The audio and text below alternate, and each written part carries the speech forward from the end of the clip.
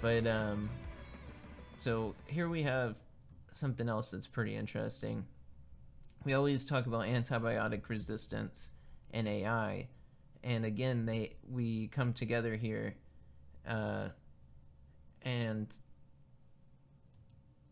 the researchers here are holding this little uh, jumbled bit, and I would say that that's probably like a protein or something, because that's how we learned proteins look like. If you remember that, they're not just Lego pieces or whatever; they're just like little chaotic jumbles. So researchers look to AI to solve antibiotic resistance. Make sure you finish your antibiotics course, even if you start feeling better, is the medical mantra, but many hear but ignore. He explains that this phrase is, however, crucial as noncompliance could hamper the efficacy of a 20th century discovery, antibiotics. Which I think I've said this before, but if we don't have antibiotics, we're back in the Dark Ages, and all of society falls apart. Basically, it's gonna be like uh, living in medieval times again, but with guns.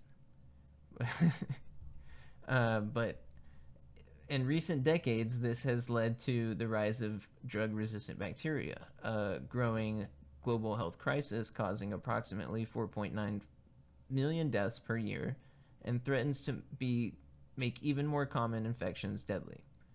So, as well, it doesn't mention it, but a lot of this drug resistant bacteria, see, it's talking the way that the physics.org article starts it off here is you have to finish your antibiotics, but many people ignore it, and it's like people are the cause of it, right?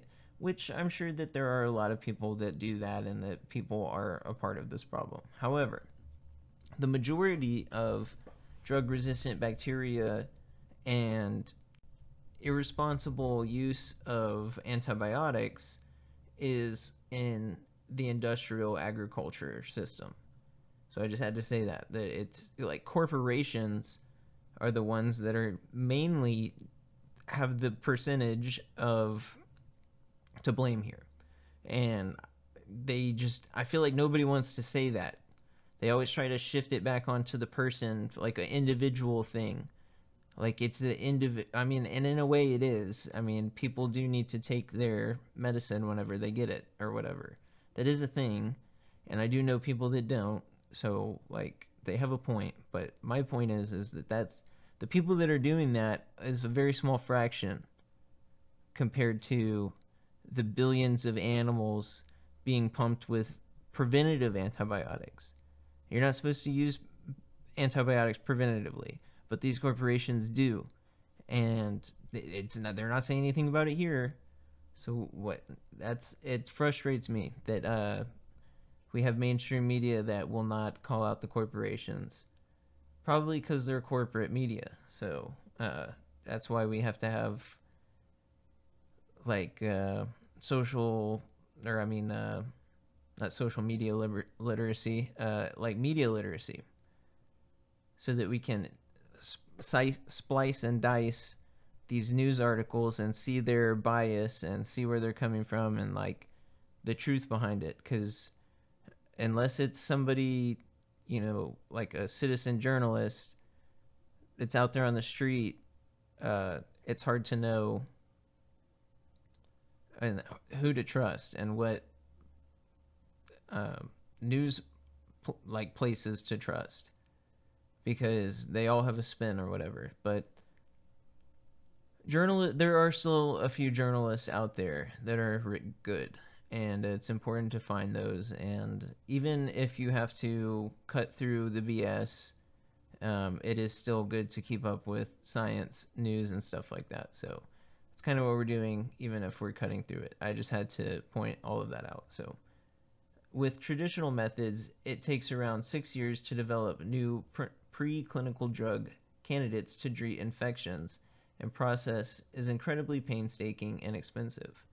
Our deep learning approach can dramatically reduce that time, driving down costs as we have identified thousands of candidates in just a few hours, and many of them have preclinical potential, as tested on our animal models, signaling a new era of antibiotic discovery.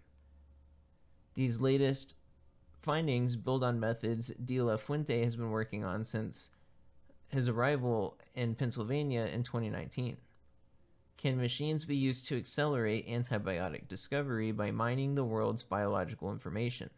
He explained that this idea is based on the notion that biology, at its most basic level, is an information source, which could theoretically be explored with AI to find new useful molecules. The team started by applying sample algorithms that could mine individual proteins to find small antibiotic molecules hidden within their amino acid sequences. With advanced computational power, De La Fuente realized that they could scale up from mining individual proteins to mining entire proteomes. De La Fuente says a team began by looking at one protein at a time. Then, as computer efficiency and power improved, they were able to scale up. Next, he says they were able to mine whole proteomes, which are all the proteins encoded in an organism's genome.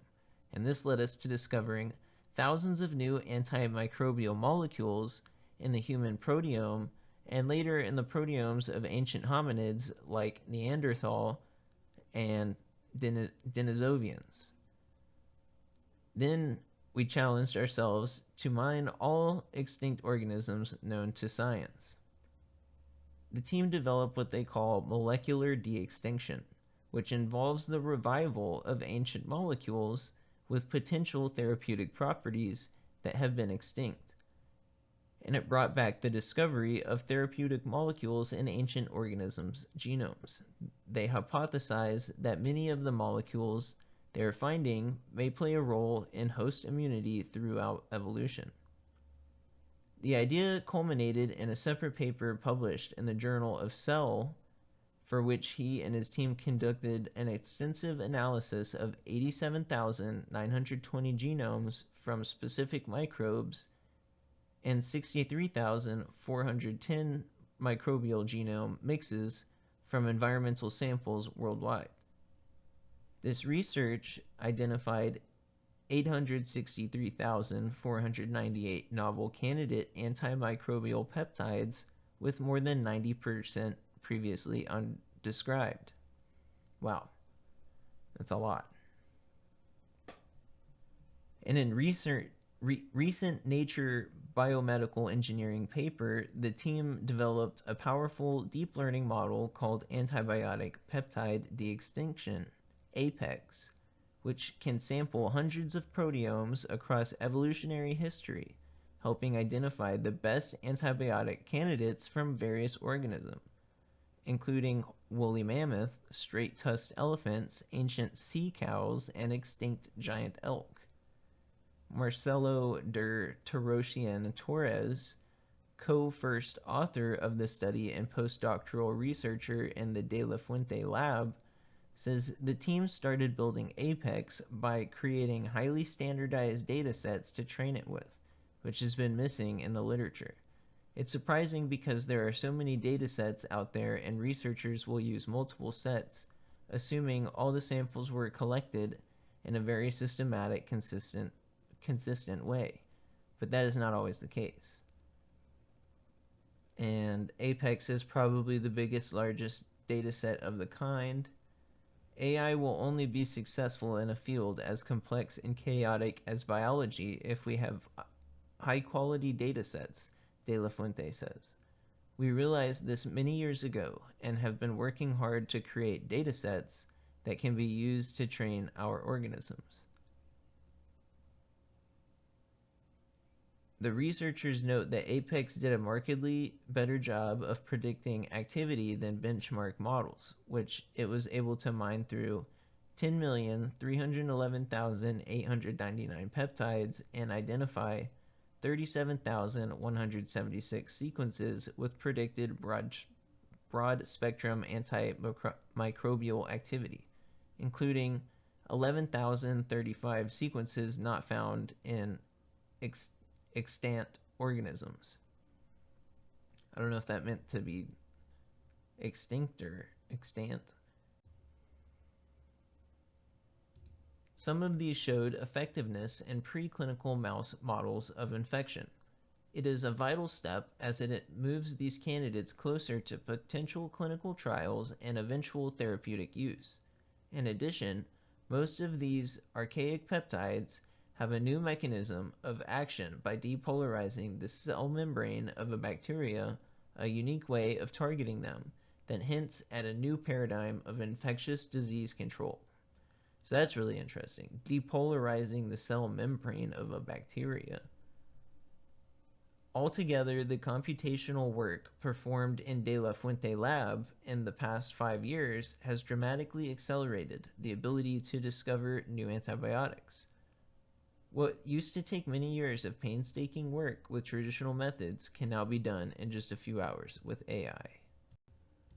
So I'm going to quickly go through this one, and I'll say that the rocket company develops massive catapult to launch satellites into space without using jet fuel, 10,000 times the force of Earth's gravity. So it's this giant circle with a tube, like a chimney, attached to the side of it, and this chimney is like a shaft, and they call it a barrel, and it says that it can fling 440-pound satellites into low orbit, and they already have successfully tested it. There's no need for rocket fuel. It's all powered by electricity. And that it can launch satellites 600 miles up, and that they are traveling 5,000 miles per hour when they leave the chimney, and that it's 6 times the speed of sound, and that it's apparently a low cost, and the company credits the high strength modern carbon fiber and miniature electronics as key components behind the innovation. So that's pretty interesting. We will keep an eye on that sort of stuff. And they would be able to put up, like, build really big stuff up there. Hypothetically, if you were to go and like grab that stuff and then take it somewhere else, we could end up building something really big up there, should we want to. But then we have something, we're getting into the good ones here. This one's, honestly, I laughed whenever I saw this. Like, are we really at this point? It says it's from 3 days ago, and are animals conscious? How new research is changing minds. Charles Darwin enjoys a near godlike status among scientists for his theory of evolution, but his ideas that animals are conscious in the same way humans are have long been shunned, until now. There is no fundamental difference between man and animals in their ability to feel pleasure and pain, happiness and misery. But his suggestion that animals think and feel was seen as scientific heresy among many, if not most, animal behavior experts. Attributing consciousness to animals based on their response was seen as a cardinal sin. The argument went that projecting human traits, feelings, and behaviors onto animals had no scientific basis, and there was no way of testing what goes on in animals' minds. But if new evidence emerges of animals' ability to feel and process what's going on around them, could that mean that they are, in fact, conscious? We know now that bees can count, recognize human faces, and learn how to use tools. Professor Lars Chichta of Queen Mary University of London has worked on many of the major studies of bee intelligence.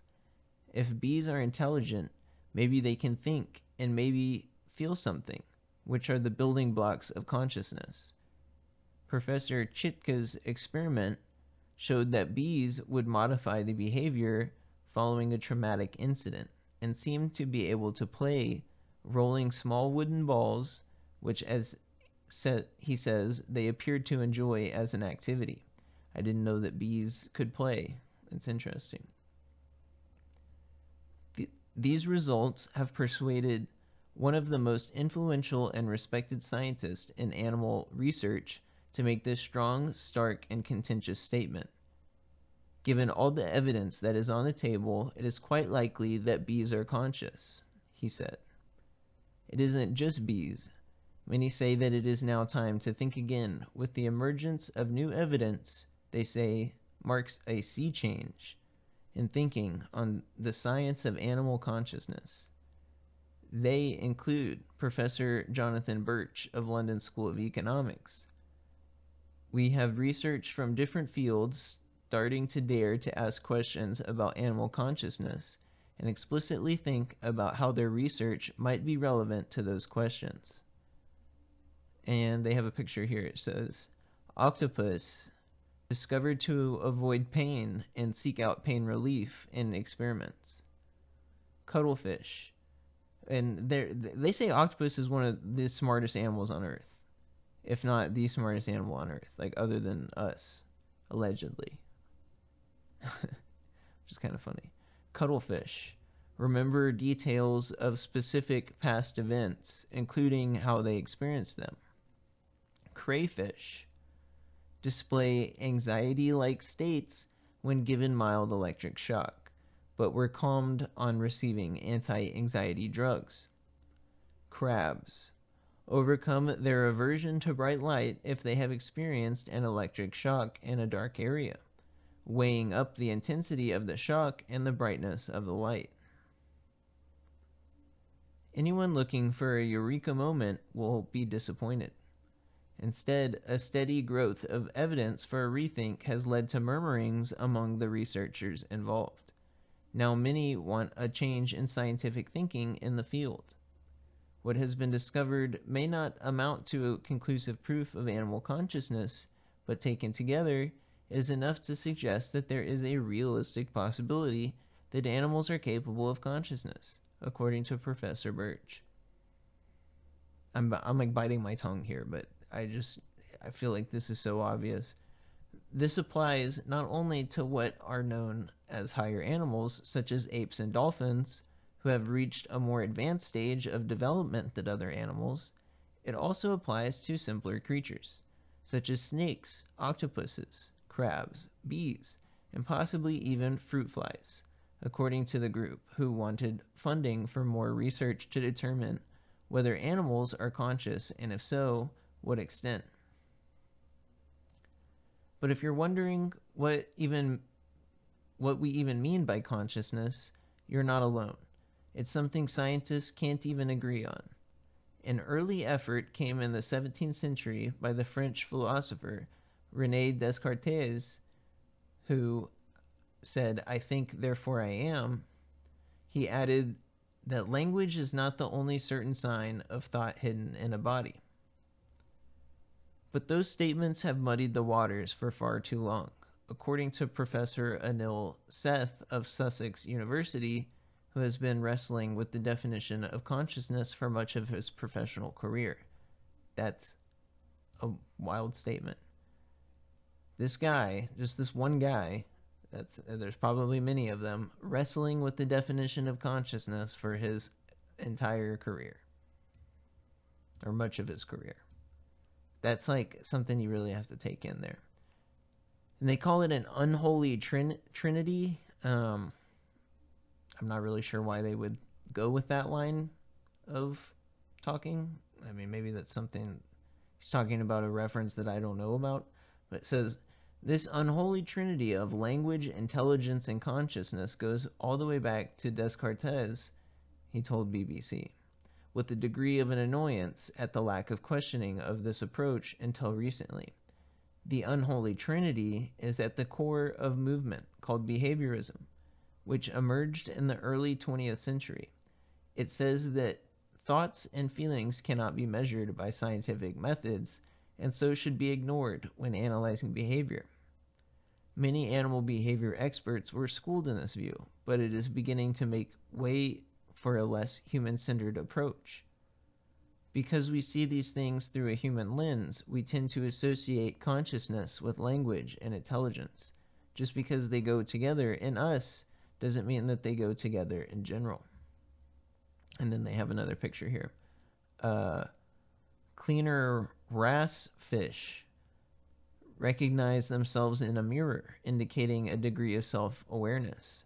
Zebrafish show sign of curiosity and show sustained interest in new objects. Bees show play behavior by rolling wooden balls for fun rather than for any useful purpose. Fruit flies have their sleep patterns disturbed by social isolation. Some are very critical of uses of the word consciousness. The field is replete with weasel words, and unfortunately one of those is consciousness. It is a word that is confidently used by a lot of people, but they all mean something different, and so it's not clear at all what it means. He says that a better, less Weasley word is sentience, which is a more tightly defined as the capacity to feel everything, a pinch, to see the color red, to feel tired, hungry. These are all things you feel. Others who have been instinctively skeptical of the ideas of animals being conscious say that the new broader interpretation of what it means to be conscious makes a difference. Dr. Monique Udell from Oregon State University says she comes from a behaviorist background. If we look at distinct behaviors, for example, what species can recognize themselves in a mirror? How many can plan ahead or are able to remember things that happened in the past? We are able to test these questions with experimentation and observation and draw more accurate conclusions based on data. And if we are going to define consciousness as a sum of measurable behaviors, then animals that have succeeded in these particular tasks can said to have something as what we choose to call consciousness. That is a much narrower definition of consciousness than the new group is promoting, but a respectful clash of ideas is what science is all about, according to Dr. Udell.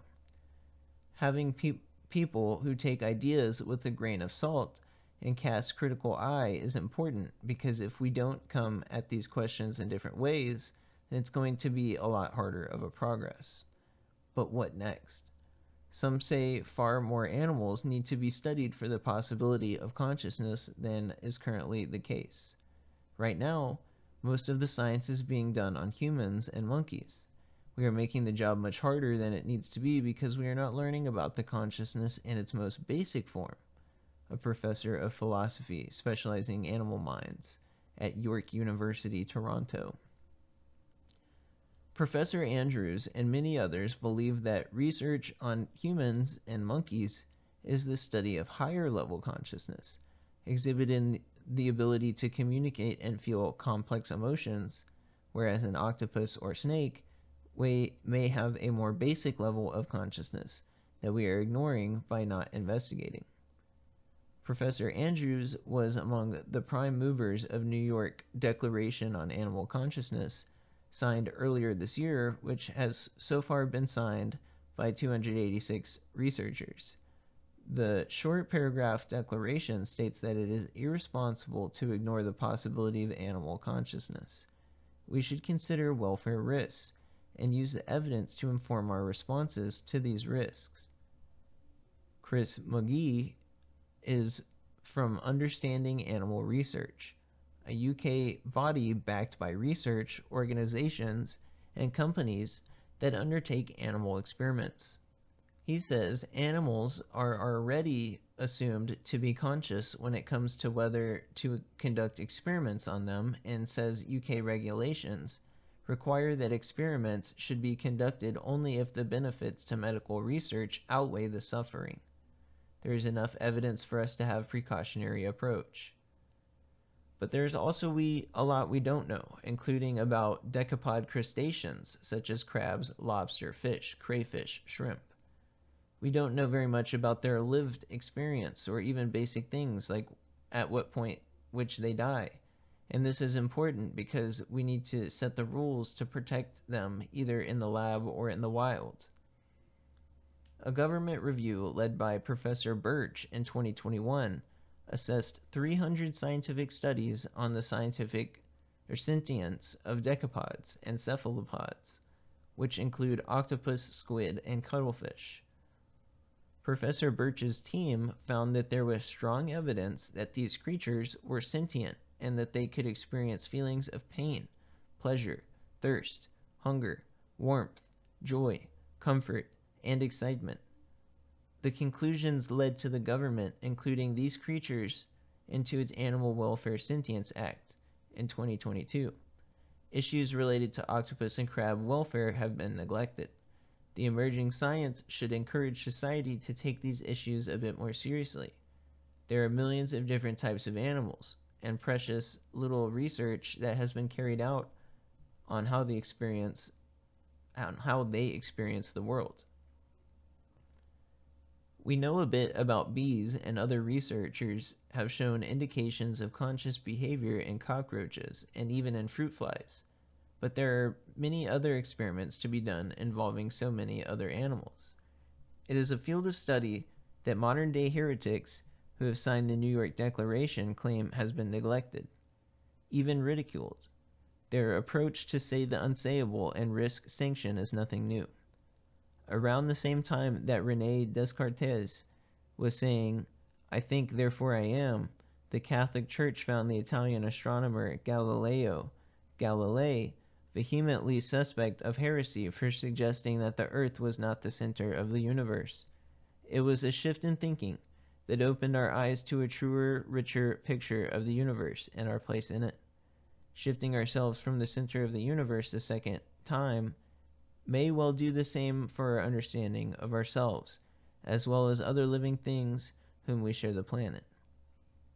So that's kind of like a revolution of our consciousness and of ourselves even, and our perceptions. But I want to know if you guys have ever thought that animals had consciousness or did not have consciousness. Has that ever been a thought for you, that animals were not conscious? I would love to hear from you guys. I might set up a poll on YouTube or Spotify or something, because I was really interested in that. But yeah, I just have never even questioned that animals are conscious. Of course they're conscious, but I guess some people have to have that proven to them, which is weird. But yeah, we'll just move on.